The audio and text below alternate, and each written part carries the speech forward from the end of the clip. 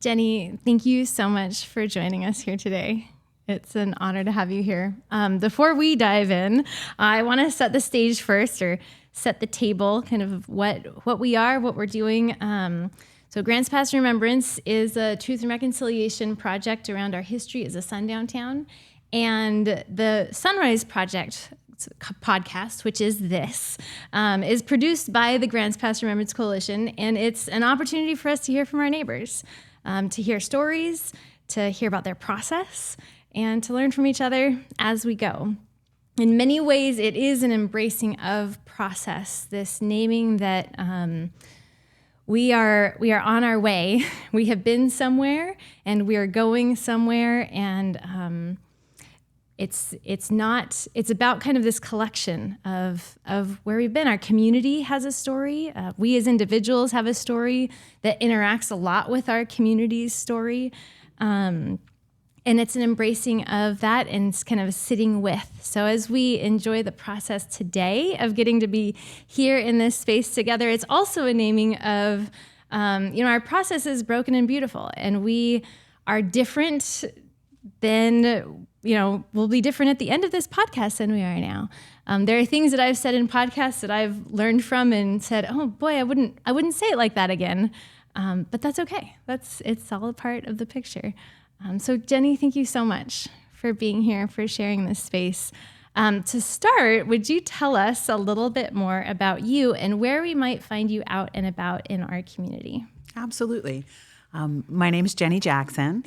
I'm born and raised here in Grants Pass, local student, and I work at Rogue Community College as my primary job. Right now, I am a tutor in the tutoring center on Redwood campus in Grants Pass, and I teach college success and survival, CG 100, which is like an intro to college course. It does a lot of career exploration and just helping people find their kind of niche in the college world and figure out how to navigate that. I also am a Rotarian. I'm a member of Rogue Gateway Rotary, the Thursday Club, so I do a lot of community engagement there, working with them.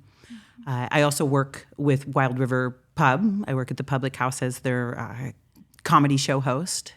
So I wear a lot of different hats. Yeah. I've spent a lot of time working in community theater in the past with Barnstormers and Bobby Kidder through the college. And I really love my community. I love being a part of the Courageous Conversations Project, which I originally started doing that work in my last position at Rogue Community College, and just became a part of probably one of the more amazing groups I've had the honor of working with. We have 3 reverends from 3 of our local churches, and the Diversity Programming Board at the college and myself are team members on that. And we've been doing it for several years now. Yeah. And I just have a lot of belief in the work that we do, and I've seen some really positive change in our community, including being here to kind of have this conversation, which is really a nice thing. So thanks for having me. Oh gosh, it's an honor.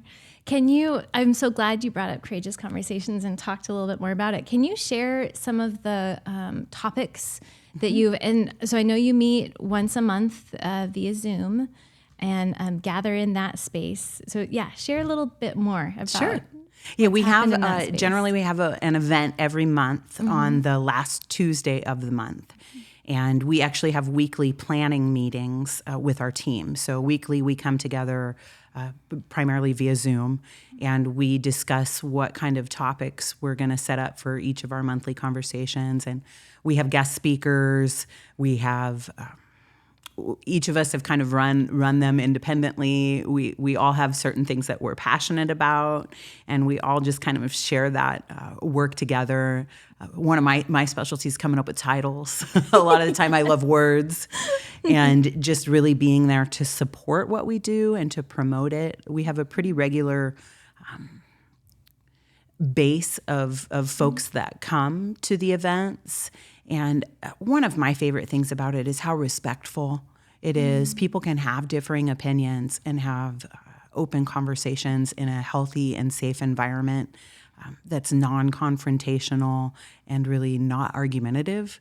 And even though we're having really difficult conversations sometimes about hard topics that people are oftentimes afraid to speak out about. It's this space where it's encouraged and it just kind of happens naturally. And my experience has been really positive up to this point. It's something I'm super proud to be involved with and to be a part of.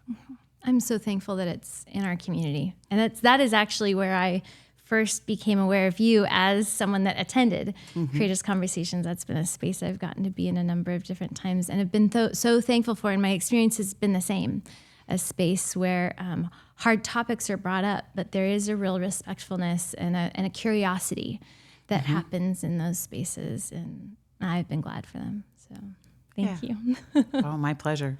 I do a small part of the work, but I think collectively we come together to kind of fit the different needs and the different backgrounds and experiences so that we have a pretty well-rounded group with open minds and open hearts. Yeah. Well, thank you for that. Now, one of the questions that we ask everybody that's on the podcast, because it's really neat to hear the stories that come up, but why does racism matter to you? You know, I've been thinking a lot about that since I agreed to do this, and I wasn't sure what exactly I was coming in to talk about. And I'll be honest, I don't usually get nervous because I love performing arts, but I've been a little nervous about coming in and speaking openly. I'm a white woman. Yes. And oftentimes talking about racism, a lot of people are like, well, you really don't have a voice in this matter because you haven't experienced it. And I think I've thought a lot back to the Courageous Conversations component. Yeah. It's something that takes bravery to speak about. And, being born and raised here, I've used my voice a lot of times when I've seen things that I don't agree with or hear people say things that are just, really, are we still saying this nowadays? And I do like that I've had that ability to speak my story openly in that environment where it's safe. I have a motto that I've always taught my kids or people that are a part of my life that learn from me is, speak your mind. Stand up for your principles, even if you stand alone. And I always add on to that one, because that's somebody else's quote, is you're alone more often than not a lot of the times. And having that courage to speak what's true and right is really important. And I think even in today's day and age, it's more and more important that we speak out when we see, I don't know if you call it injustice or inequality, but to create a better world, a better community. Southern Oregon is shockingly white. And even though there's a lot of good people here, I've had friends that have moved away when they've had children of color not because they feel targeted but they were afraid to stay here because they didn't want their children to grow up feeling like they were so different. And that when that happened, that was probably, 10 years ago or so, that really kind of struck home for me. I was like, okay, so it's not anything that's happening. And I really understood that as a parent wanting to take their child to an environment where they felt more a part of the community and less like they stood out. And that's one thing I do hope to see our community change in the future is to be more open and welcoming and to more diversified. Yeah. Eventually it's going to happen, but it feels like it's going really slow. I can hear that. I had a different process as well in preparing for this because we haven't gotten to meet and talk. We've Dorothy Swain, who you work with at RCC, brought you up as somebody that, I'd love to hear Jenny talk. And I knew enough of you. Oh, I'd love to hear Jenny talk. That sounds great. What a great idea. But it was a different experience to prepare. And so I stumbled on a question that I haven't asked anybody yet. And I cannot believe I've not asked anybody yet.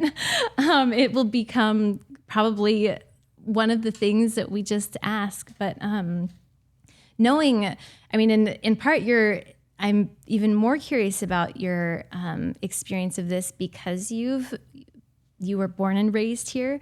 But the question is around, how did you first hear about our history as a sundown town? I've had this conversation before many times over the years. Yes. Yeah. I was probably only maybe 10, 11, or 12 years old when I learned that was a historical fact of our town. And I was shocked. It really personalized it a little bit more. I heard people say things, I'd seen it, but when I heard that was real in our town, it made me sad, it made me confused. And I think when it really hit home for me was when I met people that had physically seen it. Yeah. I have friends that are just barely older than me that are like, yeah, I remember that sign. It was right before the bridge, before you cross the bridge going out of town. And that made it even more real.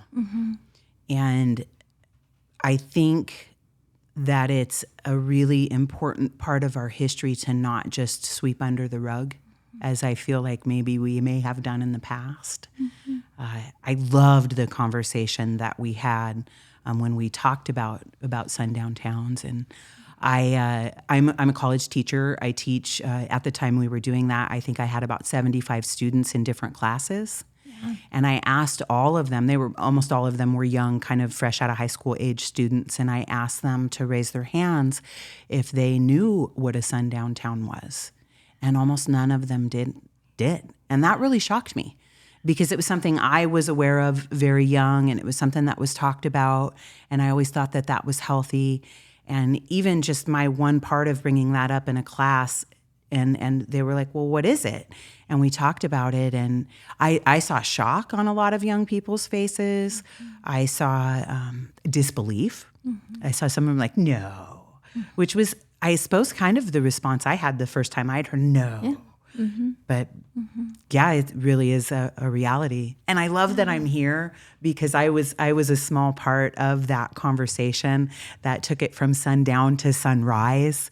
And that is just such a beautiful shifting of, just like you say, it's a process. It's such a huge step in the right direction.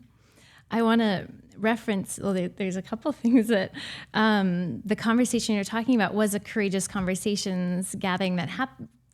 Was that a year and a half ago now? Oh, that sounds about right. Yeah, I think it was fall term of last year. Yeah. Yes. Last school year. I think in school years. Yes. Yeah. That's a good way to think. Yeah. And Taylor Stewart was the guest speaker, and that must then. This is a really fun marker for me because I had lost track of where it happened. But then that must have been the conversation where that idea came up of using the term sunrise community. I will mark that in our. We enjoy collecting history, as you can imagine. So keeping track of the story of what Grants Pass Remembrance has been within our community has been really fun. So I'll mark that. Thank you. I'm curious, what was the setting that you learned about it as a 10-year-old? If you remember. I'm not even sure that I remember. Sometimes those don't. I've always been very curious and fascinated with history, especially local history. I went through, Three Rivers School District. I was a student at Jerome Prairie, and I had a lot of really amazing teachers. Yeah. So, I mean, if I were to go with gut instinct, I'd say that's likely where I heard it because the conversations were open. In my educational experience, and I loved having just really open conversations. And I think you can look at history and you can read books and you can watch movies, and they do a really effective job of retelling the story.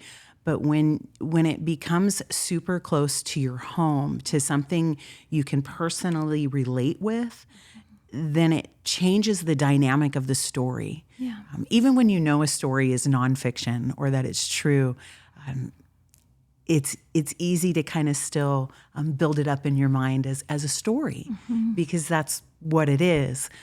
But when it's directly related to where you live or the people you know and love, it becomes a lot more real. Yeah, I really hear that. Now, when you referenced the sign on the bridge, that was my first introduction. But at the time, I had to start calling it a rumor of the sign on the bridge because, wow, we've never taken a picture of it, and some people had not seen it. Some people had. Some people, it's such a fuzzy thing. So I'm curious. Do you know which bridge? When you say going out of town, like which bridge are you like? In my imagination, it was always the Caveman Bridge. Yeah, I don't know that it was. Right. And it's just, I'd heard it from a number of people that had said, I remember it. Yeah. Seeing it there by the bridge. I think in their minds, they have that really visual image of it. Yes. And that memory. And I think it's important to talk about it, to remember it, so that not, the majority of students, young people in my classes have no idea what I'm talking about. It's something that they need to know. Mm-hmm. Yeah, yeah. We'd actually heard about someone who used to have a picture that they had kept, but they'd since passed, and we didn't know where it went to. But pictures are also precious in that gathering of our records of our history. We hold them in ourselves, and there are moments when we've captured them in other ways. One of the things that's kind of interesting so I'm curious, any other stories that you've come across over the years, and this can include stories of our neighbors of color. And I don't know if there's any stories that. Some of those stories are stories that can be shared, and some of those stories that we honor and protect and leave for them to share as they would like. But if there's even ways in which, so you've talked about the impact of finding out about our history as a sundown town, the impact of that further impact of hearing about our neighbors' experience as they continue to live in our community. And if any of those stories have come up in Courageous Conversations groups or other spaces. I have had those experiences over the years where my friends tell me how they feel. Yeah. When they're out in the community, that they have a lot more fear of police or of being alone, isolated in rural areas, and that they have to be hypervigilant and overly cautious. And I really sympathized with that. One thing that comes to mind is a conversation I had in a planning meeting in Courageous Conversations. When we first started, we had a young man who was on our team who is an African American, and we were just talking about personal life experiences and about me being born and raised here in this town. And I'm always a too much information person, so a little personal disclosure. I am an orphan. I lost my family when I was 6 years old, and it was kind of on my own in the world, and I had to do a lot of fighting to protect my livelihood, my things. And I think one of the biggest things that I've learned about, I guess you could call it systemic racism and how it impacts people's lives. And I've heard the arguments about, well, it's everybody has to work hard. And the thing that really struck home for me that I've shared the most is the ability to pass on generational wealth. And, I lost my parents. They were wealthy. And from the age of 6 to 18, it was a battle to get there and to hold on to the things that belonged to them. And there was a lot of thieves. There was a lot of shady lawyers and like a lot of things happened, but I was able to make it through to 18 and have still a shell of what my parents had left me. And it has changed my ability to be where I'm at and to be who I am and to do what I do. Well, the reason I bring this up is speaking with the young man he was an AmeriCorps member that was one of the founding members of this organization. And we thought about how would it have been different for you as a Black man in the same situation in this town. And that was really sobering for me because obviously I've faced limitations being a woman. There's discrimination based on gender as well, and I really had to fight. But I believe the fact that I'm white really gave me more power and ability to survive my younger years and reach a point to where I could hold on to that generational wealth that my family had passed on to me. And it was really very much a level of awareness of the privilege that I've experienced. Because there's times when it's been like, I'm like, no, I was an orphan, I've been homeless, things have been hard. And yes, they have been. But they would have been that much harder if I didn't have the ability to be white. Yeah, yeah. It's an interesting, I'm going to explore a thought for a minute. We'll see if it communicates. This idea of comparing, right? It's an interesting piece to know that like there's on some level we can't compare because there's hardship in each, and at the same time there is this moment of, oh wow, this really makes a difference. This really makes a difference. Yeah, I often find myself in conversations where I'm with people that are having generally the same experience, but encouraging them not to compare each other because they're, right. You are having a hard time. Like and you don't know all the details of their story. But then there's this bigger picture of, oh wow, there's a real difference here. And how can we see that and honor that and name it? Well, and to just talk about it. And just talk about it. Yeah, just talk openly about it and yes. Try to remove that fear and to just meet each other on common ground. Yes. Where we can come together and respect each other's paths and see how we can make them better. Yeah, yeah, and see how we can make them better. Now, one of the reasons you came up as somebody to talk and connect to is because Dorothy had a story of remembering a time where I think you were sharing courageous conversations, probably, an experience of talking with somebody else that was having a very hard time hearing about, I want to say it was on the topic of racism, and the way that you approached that, she was just really impacted by, and she has carried that story with her.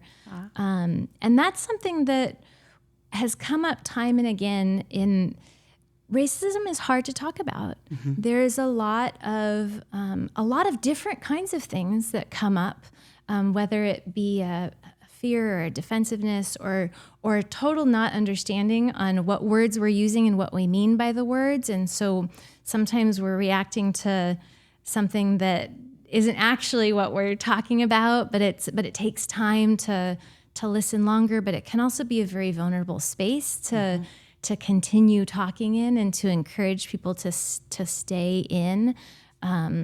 Dorothy and I had a conversation on holding tension. That kind of like hold the tension. It's okay. We can be here. We can be in this space and share that space and release ourselves into that. And some really good things come about when we sit there. So in that keeps coming up, but how do we do that? How do we talk with each other? How do we live in a culture today where talking with people from what we perceive as different sides can be really hard. And there's not as many spaces to get to cross over. And so then when we do, there's almost what do I do now? Right. How do I do this? So I'd love to hear details on that story if you know which one I'm referring to. And if not, I can bring it up more specifically. I think I might have an idea of what time it is. I speak pretty freely often, and I love to share my stories because I think the personal stories make things more real and relatable. Yeah. I believe it was probably near the time when I'd started working on Courageous Conversations Project and really putting myself out there to have the conversations. I have a couple of best friends that live in California that had come up to visit, and they were sitting at the table, and one of them works in education, and she was really frustrated with how much conversation was surrounding white privilege. Mm-hmm. And she's like, it's not real. Mm-hmm. And this is someone I've loved and known my whole life, and her and her husband, and we sat down at the table together, and I said, no, we have to have a conversation about this because it very much so is real. And I understand the defensiveness. That was a word that you had mentioned. And I think we take all things kind of personally. That's what we do. We're one person perceiving the rest of the world. And when something unknown comes in, we try to frame it. We try to reference it and say, well, no, that doesn't fit in my world. And we had a great conversation. We sat at my dining room table, and, she spoke her mind. Everybody at the table did. And we talked about her son, who is white, and oftentimes gets to walk away from trouble that he's gotten himself into solely because he's middle-class white. I'm like, if your son was a person of color, where you all live, he would not have the same opportunities or number of breaks that he gets. And, so it was kind of a roundtable conversation to where at the other end of the conversation, they were like, I'd never thought of that. And then, of course, we brought up that generational piece about being able to inherit generational wealth, because that really everything that they have is, they've worked hard for it, but they had something. They had a kind of a springboard based on what they had inherited in the work that their father had done before them. And that, to me, is something, I pull myself up by the bootstraps kind of girl also, and I'm really proud of how hard I've worked to overcome all I have. But there's a lot of things I've accomplished that I wouldn't have been able to do without that foundation. And that once again, I kind of find myself coming back to that, because that was the real thing that made me realize the huge difference between what a lot of us face in building a life. Yeah. The American dream. How do you build it? It sounds a little cliche, but you have to have money to make money and all of that. And that's really how I see the biggest disparity. Yeah. Yeah. I remember one of the things that Dorothy said was something like, you'd referenced, this really matters to me. Can we talk about it? Yeah. Because it really matters to me. And I like that one too. That has stuck with me. That there are people in our lives that we can say, could we have this? Could we just talk about it? And even if we disagree at the end of it, like, it would really matter to me if I got to share, if we could talk about it. And that's... One thing I've learned in life is I have a lot of great friendships. I'm like 110% invested friend. But I've found the people that I've had conflict with that were willing to work through the conflict, whatever that is, whether it's a discussion about things where we have differing viewpoints, you come out the other side stronger. If you've never had a disagreement with someone and everything's always been great, but there's almost a little less meaning in that relationship because it's never been challenged. And so being able to say those hard things and to say, this matters to me, and it's not as much about the topic as it is about having that open dialogue and conversation and respecting the person that you care about enough to share what you feel is something important for them to know. And that I appreciate my friend as much that she listened with an open heart and an open mind, and that we had good conversations about it. And she told me her stories, which are very different from my own. She grew up in Central California in an impoverished community, which is an extremely different experience than Southern Oregon in the country. Yes. This brings to mind something just recently that I'd stumbled on in thinking through the many things that are passed on to us that maybe, and this is referencing some of the things you were talking about earlier, but I feel like so often that personal piece, we take something personally, we also can view ourselves as individuals in ways that forget that, we really are standing on the shoulders of those that came before us. Or there's a building that happens over a long period of time that we are a part of. This whole picture is a part of. And that goes both ways. There's both the building that is, there are decisions that were made before I came along that I had nothing to do with, that I still benefit from. Like there's some wonderful things that our country set out to prioritize that I benefit from all the time. And there are things that have happened that I wasn't around for, that I didn't make any decisions for, that I'm still feeling the consequences of. The painful pieces, the hurtful pieces, that, you know, decisions that we've made in the past that we continue to experience today. And I feel like that there's that interaction between the individual and the whole that, sometimes we forget how those are deeply connected. They are both and. Very true. I think the remembering piece is what's so important. Yes. You know, I think when we first talked about doing this was at the Martin Luther King Jr. event that we had this year at Newman United Methodist. It was a beautiful event where we had Dr. G come and I want to say Mary Lilybow. I'm not great with names on that, so don't quote me for sure. But I was there and I can't help you there. Sorry. Right? But yes, but, keep talking. You know, Dr. G herself met Martin Luther King in Selma and marched with him in Selma. And like that, once again, it was that personalization of it. Like I get chills even thinking about it. I was so honored to be there and to just be a part of bringing that voice and their stories to the forefront. It makes them so much more real and they can't be forgotten. Like looking back, she asked that we watch the movie Selma before we come to the event, and I did so. I'd had it in my DVR for quite a while, queued up to watch, and I ended up unable to sleep a couple of nights before the event, and I watched it like in the middle of the night, and it just really, I'm still shocked. I'm a middle-aged white woman in Southern Oregon that's still shocked by the history of our country and how horrible it was at some points, and how hard won the small victories that we've made, or actually huge victories, but how hard it was to make those things happen.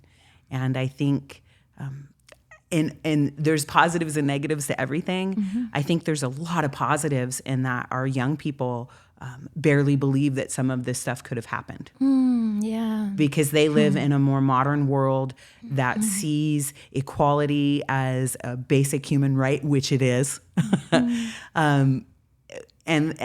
looking back on our history is getting a little bit lost. And I think that those things and these kinds of projects, bringing that history back to the forefront and talking about it and remembering it, that's why we study history. That's why we keep records. That's why we talk, so we can learn from our past and not have to repeat it. I recently stumbled on a quote that bit of learning from our past, helping it like springboard us into what can happen in our future. Like there's so much hope that is held in remembering, but there's not only hope, there's also grief. But it's one of those pieces that I feel so much hope when I look back and remember, because there is this, that's not the end of the story. Like there's, where can we go from here? What can we do?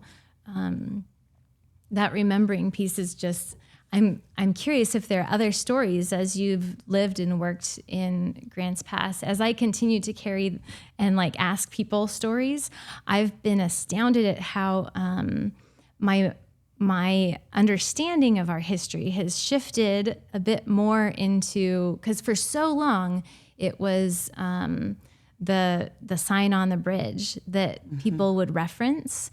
And the stories now that keep coming up are from, so these are individuals that remember these events, or grandkids that remember their grandparents telling them about events. But it's all about people that could not stay in our community, Black entertainers that would come and perform at different places in our community and would then need to be taken out of town, or would take themselves out of town. Even as late as the 80s, there was a couple that said, "Oh no, we've got to keep going. We can't be here." And those histories, what's been interesting is for me, those have been the most impactful and the ones that were harder to get to. Sure. That they aren't the ones that come up. For some reason, the sign on the bridge came up so frequently for a really long time. I think it's because it's so appalling.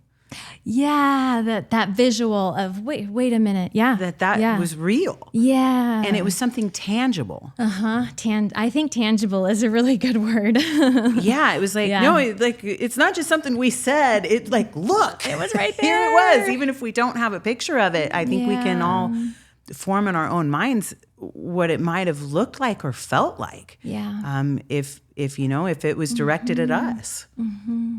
Definitely. Are there any other stories that you've run across in getting here, or is it not? Yeah, okay. There is one. So, growing up here in Southern Oregon, I think I was probably around 18 or 19. I became very aware. I'd learned at a young age. I was resentful towards how racist my community felt, and at the time, I felt somewhat powerless to change it on a big scale. Always open-minded and open-mouthed on a small scale with the people that I loved. But the Aryan nation decided that this was going to be the place where they were going to move. Yes. And I was completely appalled by that. Yeah. And I did not. I'm a little embarrassed to say I did not have the faith in my community that it deserved, because almost overnight, Josephine County, Grants Pass, banded together, and their slogan was, "Our community will not stand for hate and intolerance." I'm probably butchering it, but that was the message. Yeah. And it went up overnight in businesses, in people's cars. They made bumper stickers with the paper cutout "Hands Across America" kind of people. And it was like, our community is standing together against hate. Yeah. And I was so proud of them. Yeah. And it really did make me like my community more. And it was such a collective effort of love that we drove them away. They live in Idaho now. And I'm sorry, Idaho, that you're stuck with them. But I'm really glad that they're not here, because they don't belong here. And we may have a predominantly Caucasian appearance, but we have many people with good hearts and good minds. And I remember when I was at SOU, it was kind of something that just fell through the cracks and got forgotten about because they disappeared and it was no longer this big controversy. Yep. But I was over in one of my communications classes with one of my professors who was actually at the Martin Luther King event, and friends with Dr. DL, and he brought that up, and he said, "I just want to say, we're talking openly about this. I got to say, Grants Pass did something a while back in the 90s that was pretty cool." Yes. And that's kind of a positive thing that I did get to see in my lifetime, and I believe there's a lot more good people in this community that really are supportive and caring and will speak their minds when it really matters. Yeah. That learning about the 95 rally, which is what you're referring to, was one of those moments of, that our history is both broken and beautiful. Like there's been strains of each, but it was just so fun. It was just so fun, and there's pictures of it, and there's newspaper articles on it, and so it's just a really that's a really neat thing. Go ahead. What were you Well, gonna... and it shows that as a community, when we stand together, we have power. Yes. To stand against hatred. Yes. And love does win over hatred. Yes.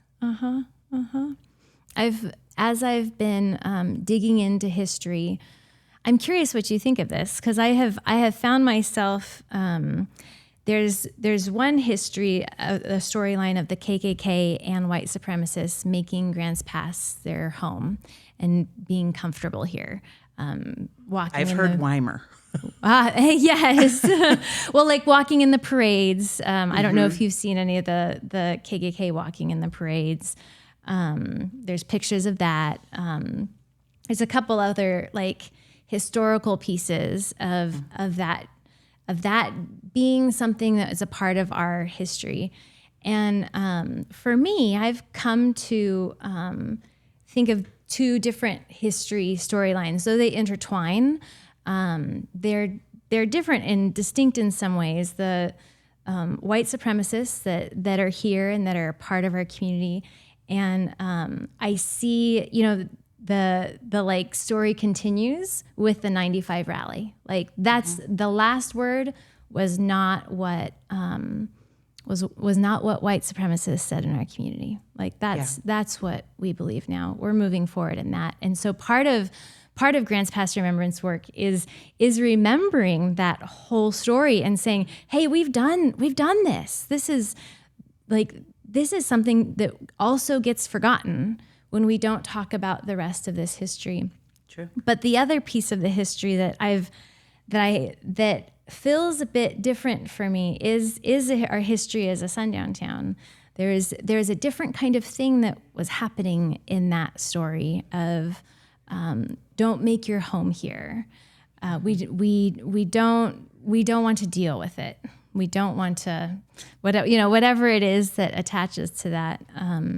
Though there's similarities in those two histories, I see those as a bit different, and I see parallels with the work that we're seeking to do with becoming a Sunrise community, a community where all of our neighbors can feel safe and respected and at home here. I see parallels with that work with the 95 rally and that moment of saying, this is who we are. This is what we want. Right. Kind of thing. But how does that strike you? Have you ever thought through those different pieces of Grants Pass's history? And I think so. Like I said, when I was in 95 at that time, I was a little... What a beautiful thing to be a part of. Before that happened, I was a little jaded against my community. Yeah. If you would have asked me then if my community would have come together and stood up that strongly and collectively together, I wouldn't have thought it would have done so, which is sad. That's sad for young me. But I think it really restored a lot of faith in my community. And I think that many of those same people are still here. I think still that there's still some hatred in this community that maybe I almost went in the opposite direction and thought, oh, good, there's more good people here than I realized. And we had an impact, a positive impact. And, I work in education. I work at the college, and generally people are open-minded and open-hearted there. And so I live in this environment that is really supportive of the ideals that I believe in. And, the truth that I speak. So I got a lot of that reflected back. And then sometimes when I get out in the community, whether it be, even on social media, I had someone send me messages that were so, like, I couldn't even believe it. Like, obviously white supremacist type of statements. Yeah. And I kind of almost panicked and I cut that person off. They weren't a friend of mine or anything, but I saw some of their posts and I was like, I don't want this person in my world. And I also, you spoke about when is the right time to say something. You could talk till you're blue in the face with some people and they're never going to hear a word you say. And I'm one that likes to use my words effectively to where I really feel like I could have an impact and positive change. Yeah. And sometimes, even though I'll still speak up, I don't always think that person will hear what I'm saying. And I was a little bit shocked to see that we still have that in our community. People close to my age that are still living in that narrow-minded perspective. Like, for me, I cannot comprehend how someone could see themselves as superior to any other person based on something so simplistic as that. And that just really, that can be frustrating. I do love how you mentioned our successes are part of our failures. That when you talk about the two different worlds of bringing them together and moving forward, acknowledging the things that we as a community have done wrong and the things that we have done right, are all part of the story. They're part of how we got to where we're at now, and will have a lot to do with defining where we go. Yeah. On that topic of conversations with people that you disagree with, what are other tactics that you have used or strategies that you found helpful in engaging with people that you have, you've kind of named, there are some people that you don't engage with, that you release. So the people that you either making those decisions about how do I test this, or even pursuing that. Being a school teacher of all different ages and grades over the years, I taught leadership for about 15 years at the college, and I worked with a small group of students. And oftentimes, students will make mistakes, and I would think about how do I talk to them? How do I communicate to them in a way where they'll learn? Mm-hmm. And that's a really challenging process, whether you're a parent or a teacher or even a friend. And one of the things I've learned about teaching people when maybe they've made a mistake is to make sure that they're not on the defensive. Because the second we enter into a defensive mode, which we've even talked about, these conversations bring up defensiveness. Yeah. And we have to figure out a way to navigate around that defensiveness and help people to own stories on their own without that like that judgment or that defensiveness. So like my good example with like anytime a student would make a mistake, I would very commonly say to them like, okay, I'm very upset about what just happened. This just happened, and I'm really upset about it right now, but I'm going to take a little bit of time to think about it and process my feelings and emotions. And I want you to do the same. I want you to think about it, and let's come back together in a couple of days and talk about it. And I'm not sure that this is the appropriate approach for every conversation, but I think allowing people to have their own thoughts and ideas be recognized, respected, and heard, and to feel like they have an equal place at the table.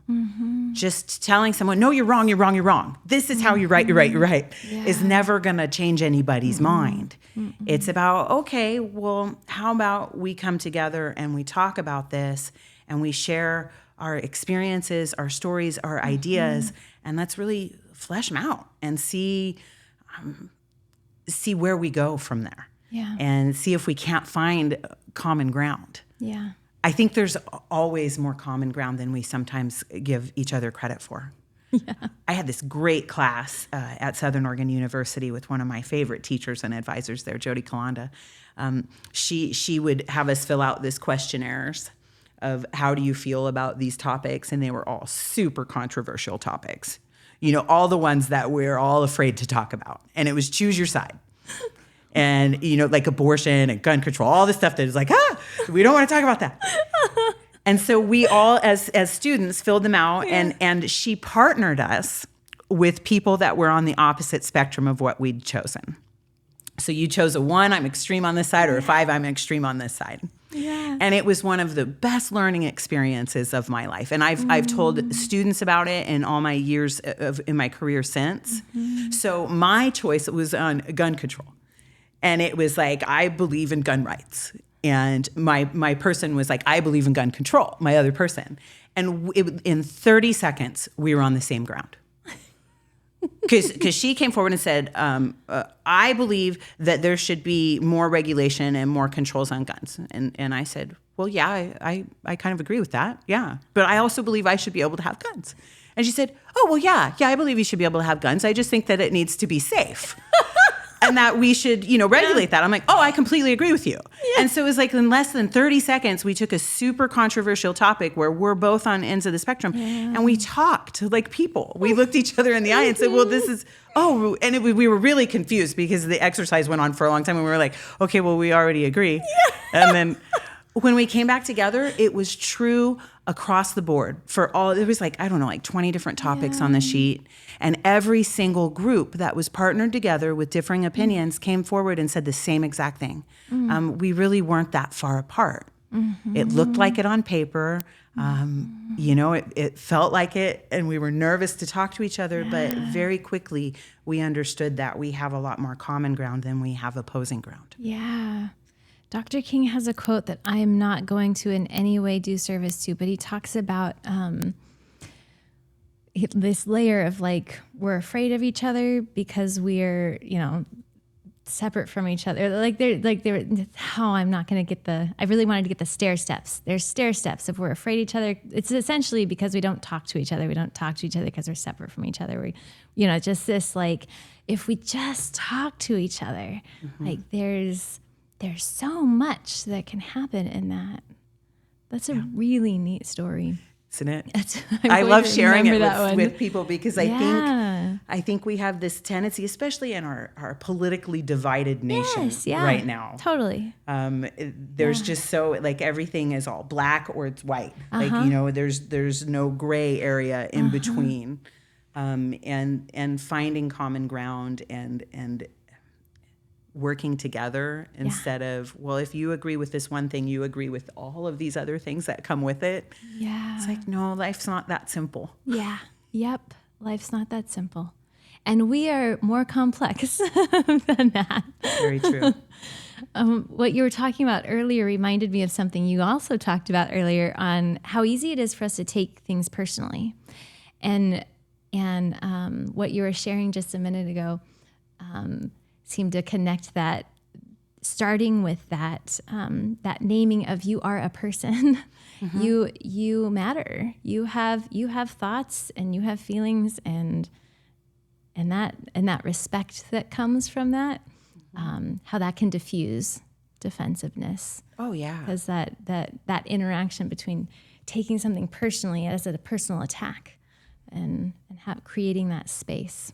Well, it's easy to be defensive also from a good perspective, or from a just perspective. Like when I hear or see things in the community, like honestly, just the other night, I was at a show and I believe, I'm not sure, but I thought I maybe heard someone use the N-word for one of my performers who was a person of color. And I was like, my first reaction was like, no. I did not just hear that. And I'm hard of hearing too, which doesn't help. And so I didn't really say anything because it was really awkward and I was working and I just told myself, no, you did not just hear that because that's what I wanted. That was my personal perspective of it. And then so I asked some people that were sitting nearby if I had heard correctly and they were unsure too for the same reasons. Yes. And it was, I wish that I would have been a little more proactive at the time. Hindsight's always 20/20. Yeah. But I wish I would have turned around and say, did you just say? Because no, you did not. And then that's me coming off as defensive and overly protective and overly aggressive in my ability to say, no, that's wrong.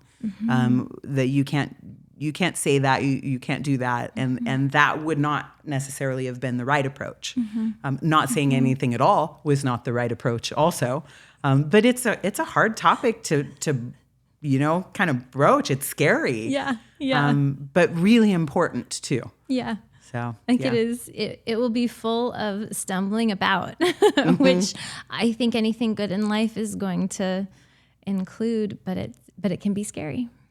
And it can stop us. Yeah. What have you found particularly hard? I know I feel like you said some things, but particularly hard about conversations with people that are different, that have different opinions, or even stopping yourself to listen longer, that knowing that there might be that common ground, or there is going to be a common ground there. I am even conflicted even saying this right now. Yeah. But I really struggle with just dogged ignorance. Just folks that have this idea in their mind and it's rigid and that is the way that it is.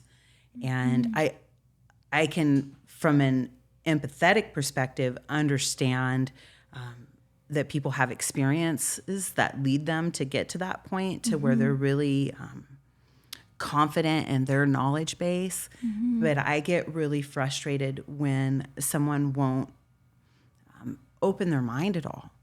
Like, I feel like I have a pretty good perspective of the world, but I know that I'm not always right. I've had my mind changed on things. Has been probably one of the neater things that came out of Courageous Conversations. I walked in, like, I don't think I'm racist, but then there's some things I'm like, whoa, that was kind of racist, and it's not something that I've been intentional of. I mean, I've had conversations, especially in educational settings. I worked in student government, so I've been a major advocate for years of speaking about these topics at the state level, at the community level, one-on-one level. And it's important to keep talking even when you face ignorance. And to, I suppose that's probably one of my shortcomings and weaknesses is when I run into that. Like a great example is at the Dr.King event, we had the lovely local sign holders yelling and screaming out front against this thing that just celebrated something wonderful. And they're just, to me, they feel filled with hate. And I have not much tolerance for that, or I suppose, or even forgiveness for them, which is not a positive thing. Doesn't shine well on me, I guess I could say. But I just, I find that really frustrating. Like, always have an open mind. No one is always right. And we can't all know things exactly. We have to have conversations. We have to respect each other's histories and stories and beliefs and try to find common ground where everybody is mutually respected. Yeah.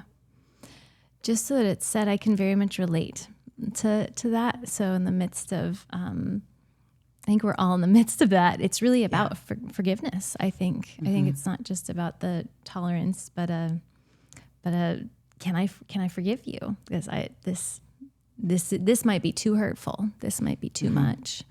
I think that's so much of what the question is, but it's hard to get there or to name that for ourselves. Even, have you found anything that has helped you in addressing that or in working through that, or? Probably both healthy and unhealthy mechanisms. Right? I use humor a lot. A lot of times I will ignore folks like that. I think I'd share one more story that was kind of unique that's very local.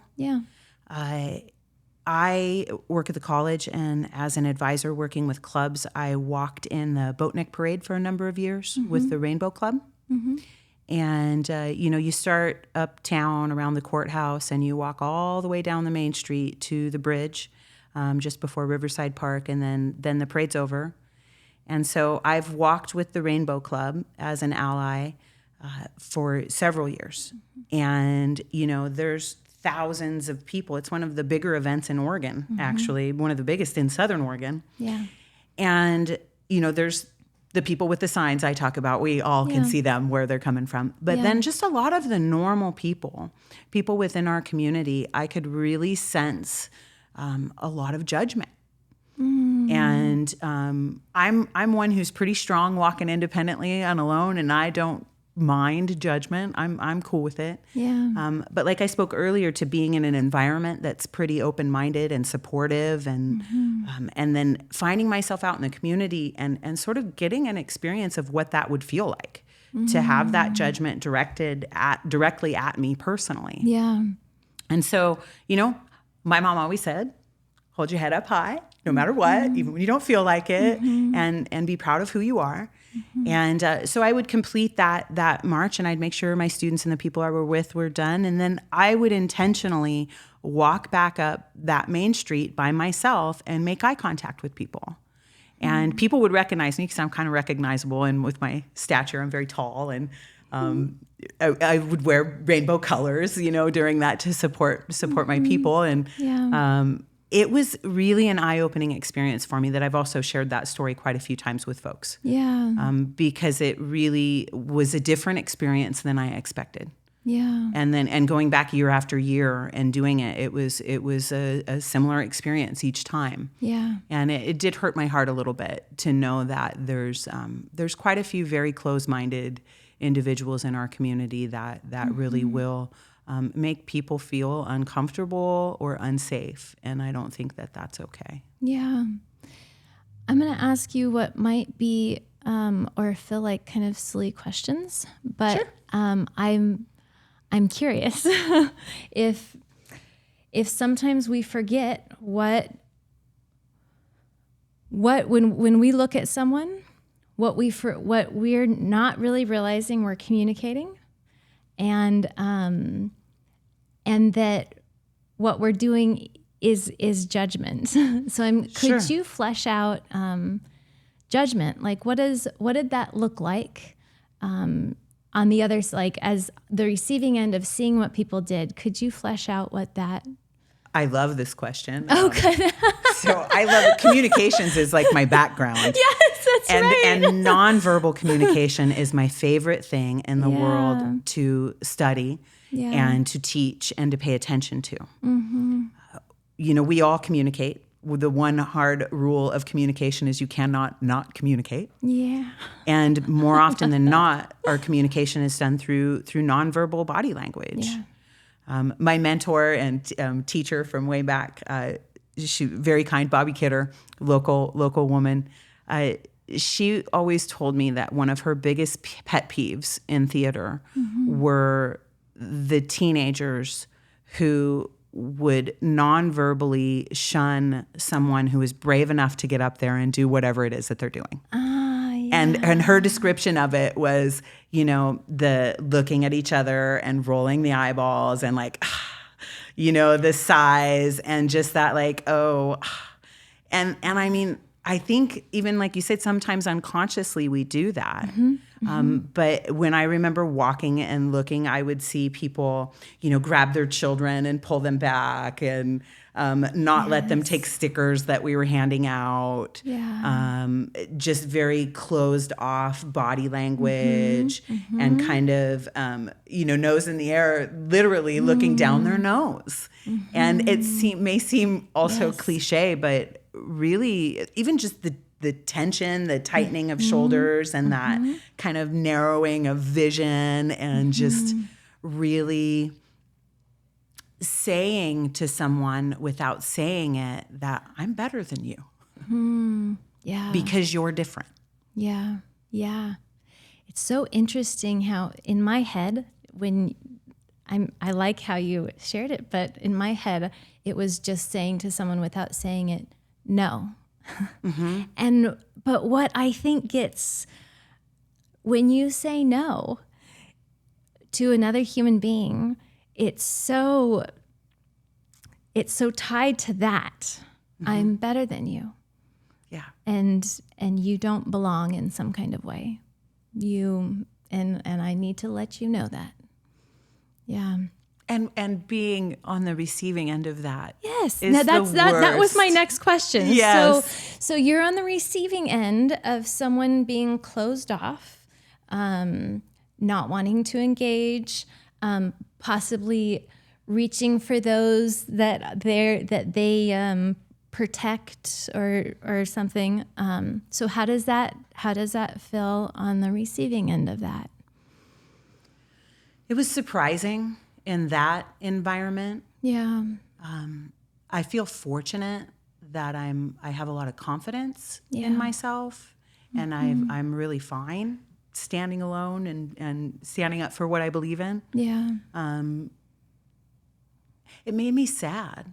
It made me sad for my community a bit as a whole. Kind of that negative young me that was like, I don't believe my community would stand against this. Whose mind had been changed by a great community, coming out on 20 years later, 25 years later, and I'm still confused that it's still here, and I really did gain some more perspective and sympathy and understanding of people who don't blend in as much. You know, I learned to be a master of blending in and standing out at the same time. There's a little bit of contradiction, but that's part of survival in a community when you're alone. You don't want to stand out too much to be targeted. And that,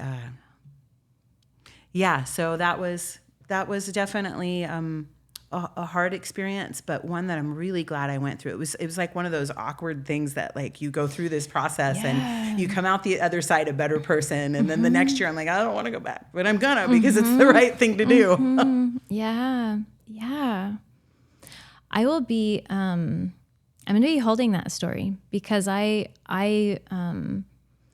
friends and dear ones that I love, there's many and they're diverse, but some of them are not sure how to,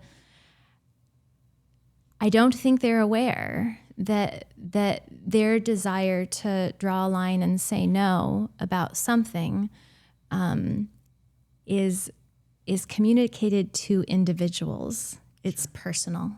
And it brings up that personal bit before, and I think we can forget. I think we can forget how personal we all are. whether that's in our desire to make sure we say something. We can forget that, oh gosh, that's communicating something very personally to you. Sure. Or we can forget it when we take something very personally. We can forget that, oh, I might not need to take this as personally. I could set this out here and think through this and ask questions and reflect on it and notice it. That experience with your student or experiences, it sounds like it's ongoing. Yes. Of saying, let's notice it and reflect on it and come back and talk about it in a few days. Life is very personal. Taylor has a quote that says, if you can't be profound, be personal. and I've liked that because there's something very profound about our personal stories, but this is what this means to me. This is my experience of something. And we can forget that when we don't talk enough with people that are on the other side, if you will. There's not just one side, but we can often do that. Yeah. Jenny, thank you so much. Very welcome. Before we close off, is there anything else that's just kind of been floating that you'd like to share, or any thoughts or questions that we didn't quite get into that I suppose if I had in conclusion, yes, I would say that I'm very proud to be a part of this community. There's a lot of love here. Yeah. But there's definitely work that we still need to do. And speaking up, speaking out, being present, being kind are all things that I believe are an inherent part of this community. We've done a lot. We've come a long ways, but we still have a long way to go. Yeah. There's something about that remembering and looking back that we've come a long way and we have a long way to go. We can do this. This is good. Jenny, thank you. You're welcome. Thank you. You're welcome.